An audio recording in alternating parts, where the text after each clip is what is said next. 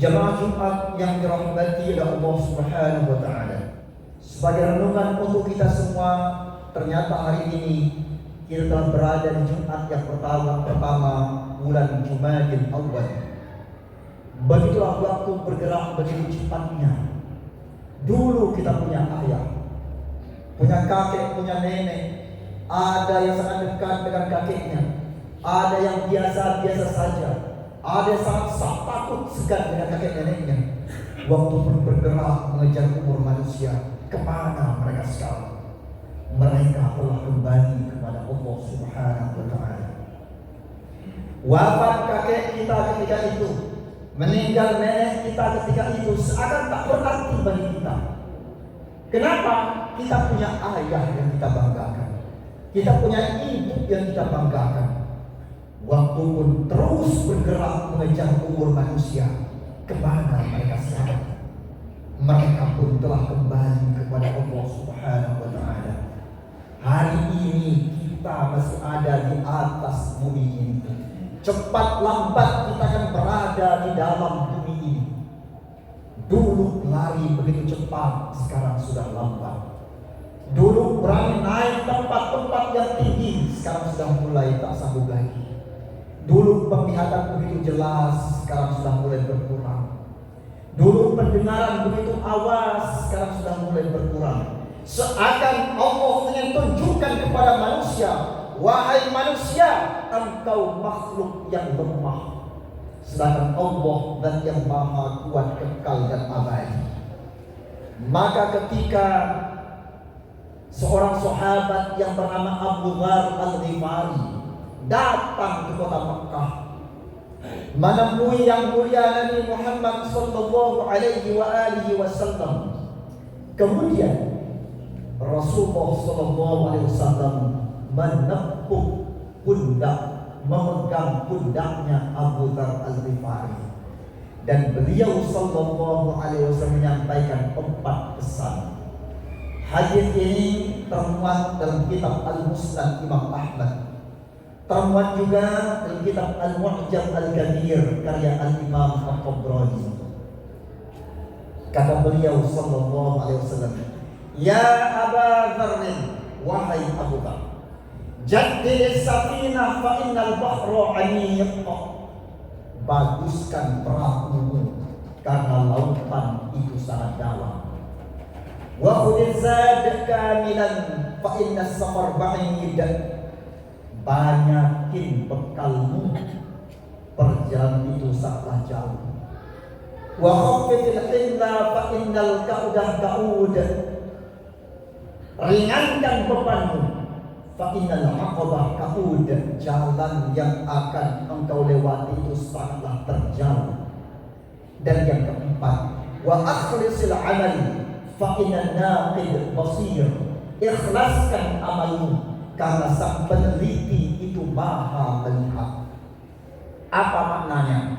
Para muhaddits, pakar-pakar hadis memberikan penjelasan terhadap ucapan beliau yang sangat indah dan mulia ini. Yang pertama, jaddid safinah fa innal bahra 'amiq.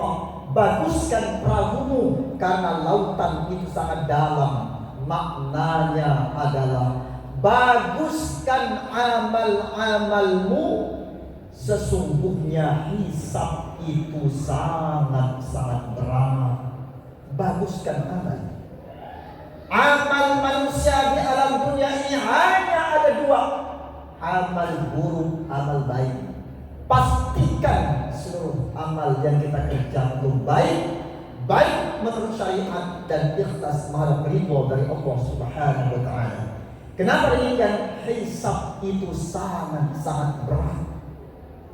Maka dalam Al-Qur'anul Karim yang berjumlah 30 juz, 114 surat, 6.666 ayat, 77.439 kata, 232.015 huruf.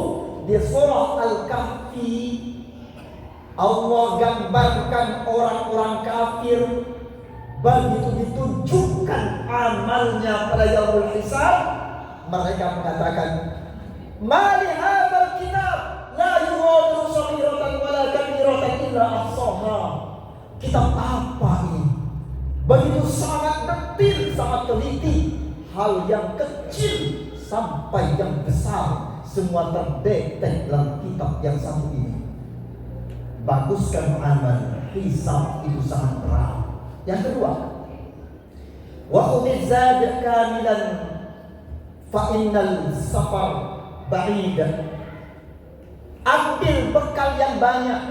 Kenapa? Perjalanan itu sangat-sangat jauh.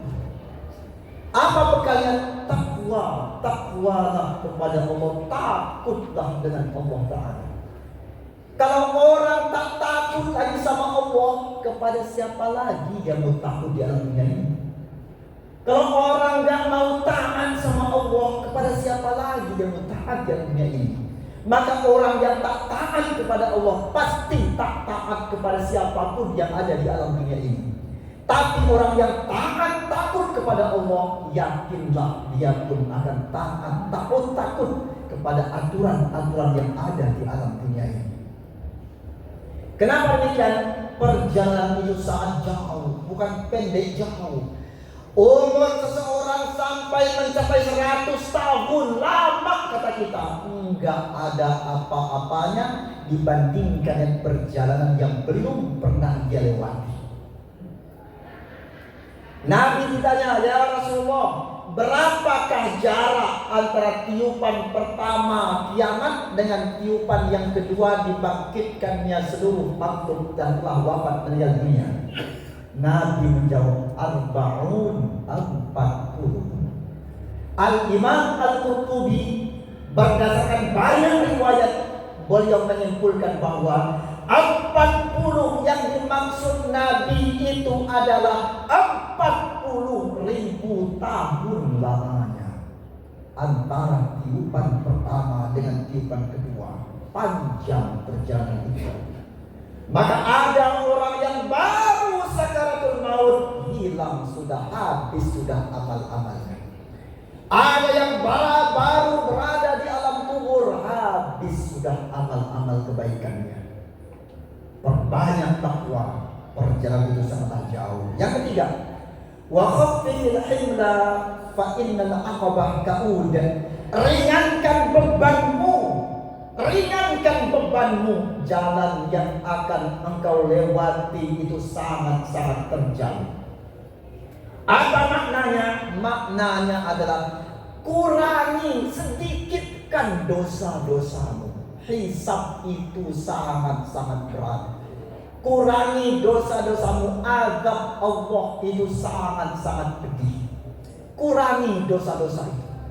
Yang selama ini banyak berbuat noda dosa, tinggalkan, segeralah bertaubat. Yang selama ini masih banyak amal sia-sia dia kerjakan, tinggalkan, kerjakan amal-amal yang manfaat untuk dunia, keluarga, dan juga untuk akhirat. Dalam sebuah riwayat dikatakan bahwa nanti di hari kiamat penduduk surga itu Allah izinkan menengok penduduk neraka. Sampai di neraka berteriak, ahli neraka minta tolong kepada orang-orang yang datang penduduk surga itu. Apa yang mereka minta? Apakah minta tidak tepat? Tidak. Apakah minta makanan? Tidak. Apakah minta hentikan azab? Tidak. Apakah minta selamat dari panasnya matahari? Tidak. Yang mereka minta adalah minta minum. Kenapa? Haus mencekam yang luar biasa. Dan kapan mereka minta minum kepada malaikat penjaga neraka, diberikan minuman yang namanya hamimau wa ghassaqa, wala syaraban illa hamimau wa ghassaqa. Dalam ilmu tafsir disebutkan hamim itu minuman yang sangat-sangat dingin. Sangat dingin, tapi aromanya busuk, menusuk luar biasa. Begitu masuk ke dalam mulut, dia muntah tak tertahankan. Begitu aroma busuk yang luar biasa. Sakit, pening kepalanya.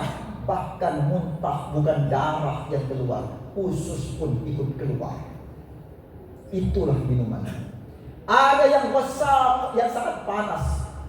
Begitu masuk mulut, mendidih otaknya, hancur usus-ususnya, hancur anggota tubuhnya.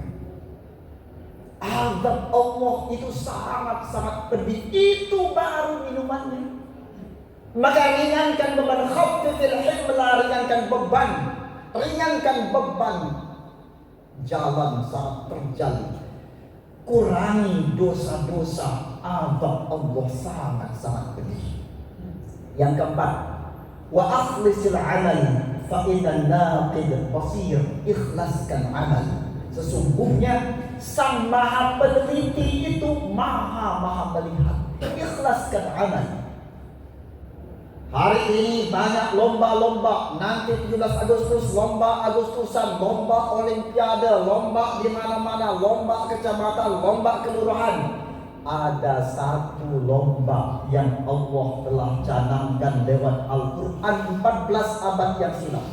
Allah sebagai panitianya dan manusia seluruhnya sebagai pesertanya. Apa lomba itu? Allah mengatakan fastabiqul khairat, berlomba-lombalah kalian dalam kebaikan. Salat sebentar lagi akan lomba nih, Jumat nih. Hari ini pun lomba itu dimulai. Apa yang dicari? Apa hadiahnya? Apa yang diperebutkan? Yang diperebutkan dua. Yang pertama ridho Allah. Yang kedua jannah, surganya. Setiap gerak langkah kita sedang berlomba untuk meraih dua ini. Meraih ridho Allah, meraih surganya. Dan tidak semua orang yang sholat mendapatkan dua ini. Tidak semua orang yang puasa mendapatkan dua ini. Tidak semua orang yang beribadah mendapatkan dua ini. Hanya didapatkan orang-orang yang benar-benar menyiapkan dirinya, mengikhlaskan hati beribadah kepada Allah Subhanahu wa Ta'ala. Inilah 4 hal pesan Rasulullah SAW kepada Abu Dzar Al-Ghifari, yang juga pesan untuk kita semuanya. Sebagai penutup, di bawah tanah yang sedang kita duduki pada siang hari ini, ada ratusan, ada ribuan, ada miliaran manusia yang telah kembali kepada Allah Subhanahu wa Ta'ala. Ingin balik ke alam dunia ini hanya untuk memperbaiki amal-amal mereka semuanya. Setiap bumi ini kita injak sekali langkah, maka bumi berteriak, wahai manusia, jangan bodoh engkau, jangan sombong engkau. Hari ini engkau berada di atas perutku, cepat lambat engkau akan berada di dalam perutku. Imam Asy-Syafi'i rahimahullah ta'ala, bagaimana caranya wahai Tuan Imam agar hidup ini bahagia, wafat husnul khatimah, masuk surga tanpa hisab? Beliau radhiyallahu anhu menjawab, yang pertama, jadikan dunia ini sebatas telapak tangan ini. Kejar dunia sebanyak-banyaknya, kejar harta sebanyak-banyaknya, jangan lewat dari telapak tangan ini. Yang kedua, jadikan akhirat itu merasuk dalam jiwamu yang terdalam. Dan yang ketiga, kata beliau, jadikan kematian itu di pelupuk matamu.